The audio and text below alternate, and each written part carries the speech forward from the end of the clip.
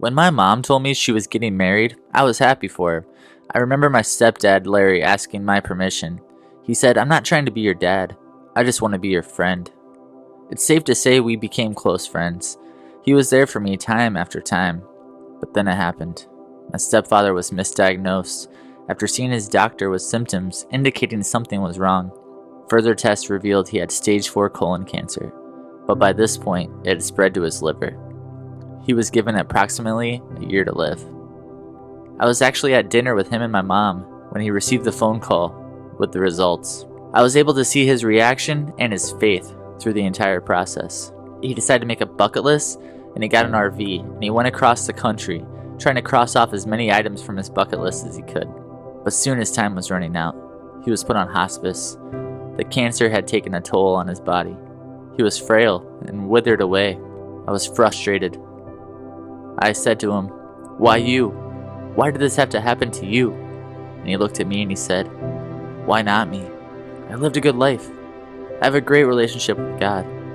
I'd rather let somebody else have more time to find that." Tears filled my eyes. I couldn't believe somebody could be so selfless in a world that is selfish.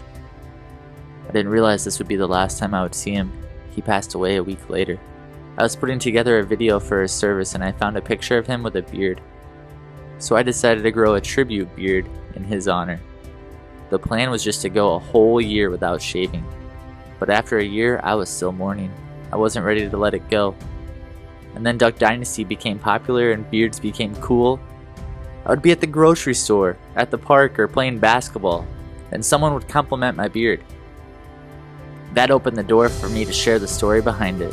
Soon my stepdad's testimony became my testimony.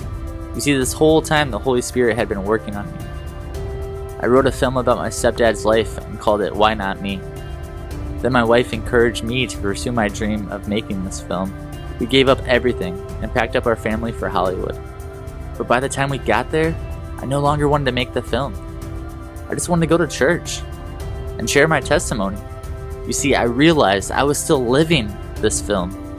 It wasn't ready to be made yet.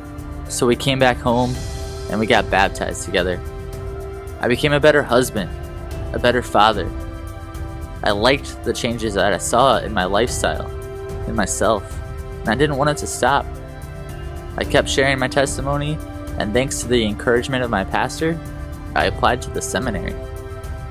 I wanted to come to the seminary to continue my spiritual growth. I remember sitting there in the seminary chapel on the orientation day. They asked us to stand as we sang Blessed Assurance.